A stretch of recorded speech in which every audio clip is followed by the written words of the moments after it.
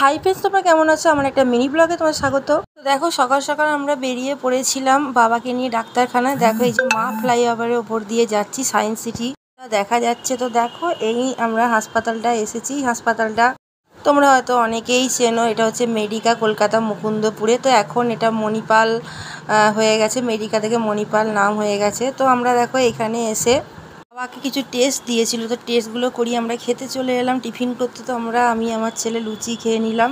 খেয়ে আমরা আবার চলে এলাম। দেখো নার্সিংহোমটায় কত ভিড় হয়েছে সকালবেলায়। তো আমরা বাড়ি থেকে একদম 6টায় বেরিয়েছিলাম, আর এখানে 8টার মধ্যে পৌঁছে গিয়েছিলাম। তো তারপর দেখো বাইরেটা একটু বেরিয়েছিলাম। তো বাবার হচ্ছে যে ডাক্তার ফাক্তার দেখানো হচ্ছিল, দেরি হচ্ছিল বলে আমি ছেলেকে নিয়ে একটু বাইরেটা ঘুরছিলাম।